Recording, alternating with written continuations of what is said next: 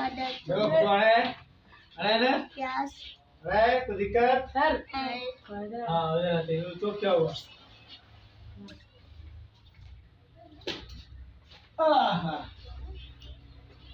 तो देखो बाबू, आज हम लोग क्लास 8 की साइंस चैप्टर का नाम है दहन और ज्वाला।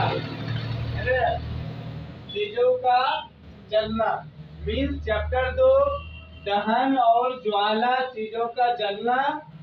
इनके बारे में आज हम लोग विस्तार रूप से पढ़ेंगे। सबसे पहले हम लोग ये जानते हैं ज्वाला और दहन का मतलब क्या होता है, उसका सही अर्थ क्या होता है। दहन ज्वाला दोनों वर्ड्स है आग का पर्यायवाची। किसका है? आग का पर्यायवाची। हम लोग कक्षा 8 में पढ़ते हैं कि आग का पर्यायवाची शब्द है अग्नि, पावक, दहन, ज्वाला, अनल। ये सभी वर्ड किसका है? आग का ही पर्यायवाची। पर्यायवाची का मतलब होता है एक नाम का कई नाम से पुकारा जाना। इन्हें हम क्या कहते हैं? पर्यायवाची कहते हैं। तुम लोग पहले पढ़ भी चुके होंगे शायद 6-5 क्लास में, जब हिंदी ग्रामर पढ़े होंगे तुम लोग शायद उसको जानते होंगे जरूर। ऐसा बात तो नहीं कि नहीं जानते होंगे आप। ठीक। नंबर 2, आप जो आग जब तुम्हारे पास हो, जब आग तुम्हारे पास हो और कोई चीज भी, कोई वस्तु तुम्हारे पास हो, दोनों तुम्हारे पास यदि है तो उसको आप जलने की क्रिया कैसी होगी? जलने की क्रिया करने के लिए सबसे पहले आपके पास आप उन चीजों को खोजते हैं कि किसी चीज को जलाने में क्या मदद हो रहा है। आग जलाने में लकड़ी जब जलाते हैं आग से हम, तो वहां पर एक उत्प्रेरक काम करता है। कौन सा क्या काम करता है? उत्प्रेरक, जिनका नाम ऑक्सीजन है। क्या है?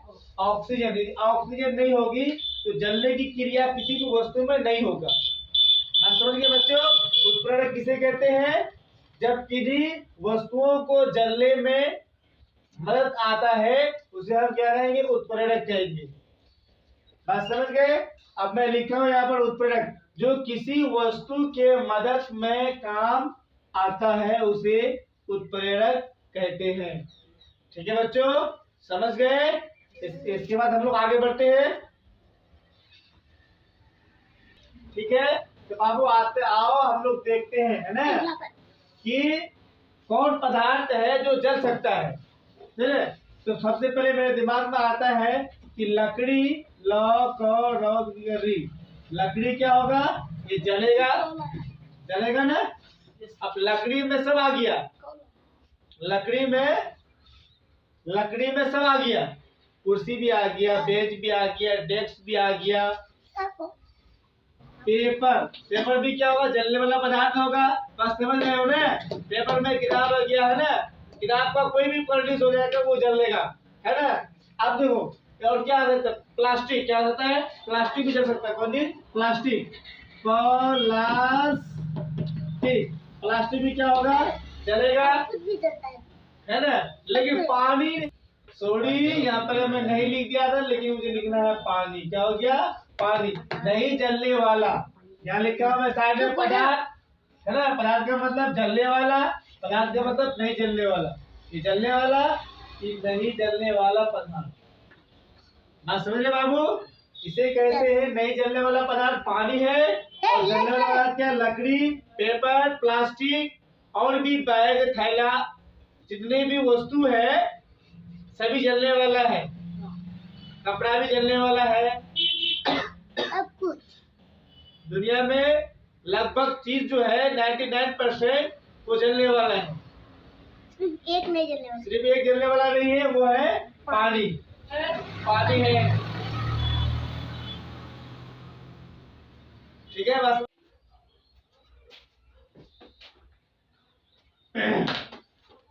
हाँ, इससे पहले हम लोग क्या पढ़े थे, है ना, कि दहन और ज्वलन। फिर उसके बाद हम लोग पढ़ते हैं दहन और जो ज्वलन होता है उसमें क्या होता है? ताप। क्या होता है? ज्वलन का ताप। क्या होता है? ज्वलन का ताप। ज्वलन का ताप किसे कहते हैं? इसका इंग्लिश है इग्निशन। क्या होता है? Ignition temperature. इग्निशन टेम्परेचर जब कोई पदार्थ जलना शुरू कर देता है उसे ज्वलन ताप कहते हैं। जब कोई पदार्थ जलता है तो जलने के क्रम में धीरे धीरे उससे क्या निकलती है, ताप। ताप निकलती है ना, उसे हम लोग क्या कहेंगे, ज्वलन ताप कहेंगे। किसका, पदार्थ का। समझ गए। आप देखो अलग अलग पदार्थ जो होता है, अलग अलग पदार्थ का ज्वलन ताप अलग अलग होता है। ये बात सही है। देखो हमारे पास एक कागज का पेपर है, उसका टेम्परेचर कुछ और है। माचिस की तिल्ली से ऐसे लगाएंगे तो झट से आग पकड़ लेगा, लेकिन लकड़ी का बंडल में आग पकड़ेगा क्योंकि उसका ज्वलन ताप क्या है, ज्यादा है। इसका मतलब उसको जलाने के लिए क्या चाहिए हमें, किरासन तेल, पेट्रोल वगैरह, मतलब जिसकी ज्वलन ताप उसको कम, उसका टेम्परेचर कम करेगा और ज्वलन ताप को बढ़ाएगा। क्या बढ़ेगा, बढ़ाएगा, तब झट से आग पकड़ ले। इसलिए यहाँ लिखे है कि अलग अलग जो पदार्थ का ज्वलन ताप अलग अलग होता है। समझ गए। नंबर 2, कि माचिस की तीली, जो माचिस की तीली होता है लाल फास्फोरस की बनी होती है। किसका बनी होती है, लाल फास्फोरस की बनी होती है। लेकिन सबसे पहले जब रॉबर्ट बॉयल एक कौन है, एक साइंटिस्ट है। कौन है, एक साइंटिस्ट है। रॉबर्ट बॉयल ने कागज के टुकड़ों पर सफेद फास्फोरस लगाकर उसे सल्फर लगे कागज पर रखा। कहाँ रखा, सल्फर के कागज पर रखा। तो ऐसा करने पर कागज में, कहाँ पर, कागज में आग पकड़ ली। कहाँ पर, जब रॉबर्ट बॉयल ने फर्स्ट टाइम क्या किया, लाल फास्फोरस को माचिस की, मतलब एक पेपर में रखा, पेपर में रख दिया और उसके उस पर लगाए, क्या लगाया, सल्फर। ऐसा करने पर क्या हो गया, सल्फर और लाल फास्फोरस, ये सफेद फास्फोरस, दोनों को एक जगह रख दिया ना, झट से आग पकड़ लिया। तो ये आग बहुत ही ज्यादा खतरनाक, कि इतना जल्दी आग पकड़ लेगा तो फिर माचिस कैसे बना पाएंगे, है ना। किसी को आग की जरूरत हो तो आग लेके थोड़ी घूमेगा वो ऐसा मतलब वस्तु बने, पदार्थ बने कि जिसको मैं लेके साथ में घूमूं और आग भी ना लगे, जब मैं चाहूं तब आग लगे। क्योंकि माचिस का भी इतिहास इंसान के जीवन के लिए बहुत जरूरी है। क्या है, जरूरी है ना। खाना बनाते हैं वहाँ आग का जरूरत पड़ता है ना। ठंडी का मौसम होता है वहाँ पर आग की जरूरत होता है कि नहीं, आग का जरूरत। तो आज मान लिया अभी हम लोग यहाँ पर हैं, कहाँ क्या मिलती है हमें, धूप का रोशनी। धूप का रोशनी भी क्या, एक तरह से क्या है, आग है, ज्वाला है ना। इसकी तपस कम इसलिए है क्योंकि हम लोग पृथ्वी में है, क्योंकि सूरज यहाँ से कई गुना दूर है, जिसके वजह से उसकी रोशनी की तपस जो है कम होने लगता है पृथ्वी में आते आते। ठीक है, समझ गए बात। उसके बाद क्या हुआ कि जब आग पकड़ ली, इस कारण से ये बहुत खतरनाक भी था। कौन, लाल फास्फोरस। जब लाल फास्फोरस को कागज के टुकड़ों पर रखा और उसमें लगे फास्फोरस, क्या लगाया, लगे फास्फोरस, दोनों ऐसा करने पर क्या हो गया, उसमें आग उत्पन्न हो जाता था, है ना। इसीलिए क्या किया, बाद में 1845 में लाल फास्फोरस का आविष्कार हुआ। कब हुआ, लाल फास्फोरस का आविष्कार हुआ। बात समझ गए, कोई दिक्कत।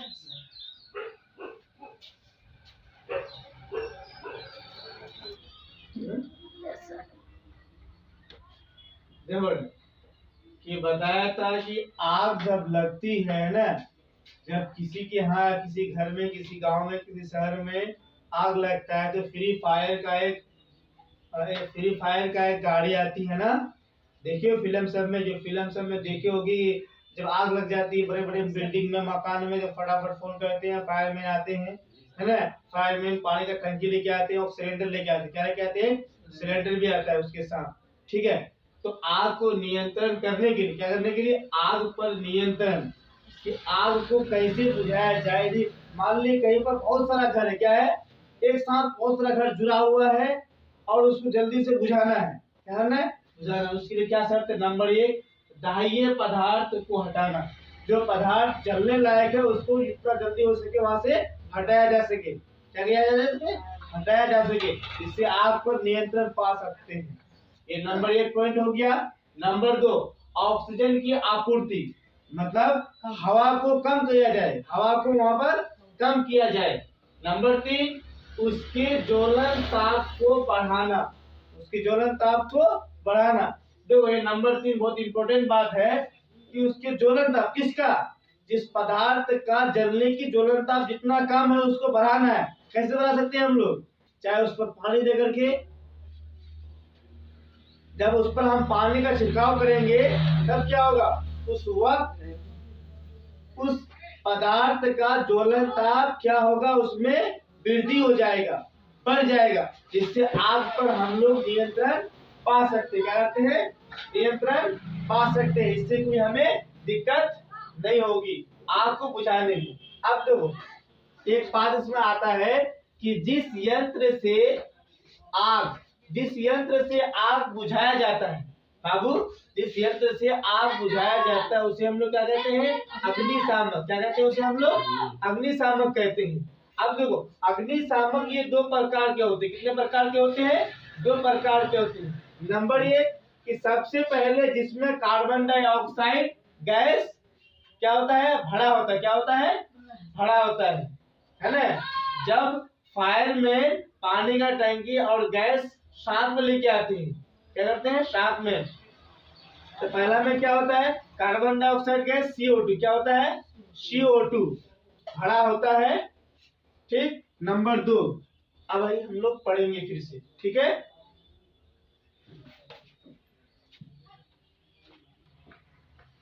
अभी ना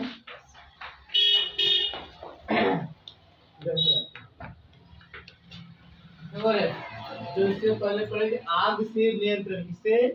आग से नियंत्रण। उसमें से हम लोग क्या क्या पढ़े? नंबर 1 क्या पढ़े थे? दाह्य पदार्थ को हटाना, दाह्य पदार्थ को हटाना। नंबर 2 क्या पढ़े? ऑक्सीजन की आपूर्ति। मतलब ये है कि जहाँ आग पकड़ता है वहां पर ऑक्सीजन कम किया जाए। नंबर 3 क्या होगा? उसके ज्वलन ताप को बढ़ाना। मतलब जितना कम ताप में जलता है उसको ये किया जाए कि वो जितना अधिक ताप में जल्दी से जले ना, उसके ज्वलन ताप को क्या किया? बढ़ाया जा सके। कि जैसे एक पेपर को हम जलाते हैं सूखे में तो जल जाता है, लेकिन उसमें पानी मार देंगे तो जलेगा नहीं? जलेगा। इसका मतलब क्या होगा? उसकी ज्वलन ताप क्या हो जाएगी? ज्यादा हो जाएगी। उसके पहले गर्म होना होगा फिर आग उसमें लगेगी, ठीक। तो नंबर 1 में क्या बताए थे कि एक अग्निशामक क्या होता है? यंत्र होता है जिससे आग बुझाने में हमें क्या मिलता है? मदद मिलता है। एक में क्या, नंबर 1 में क्या पढ़े हम लोग?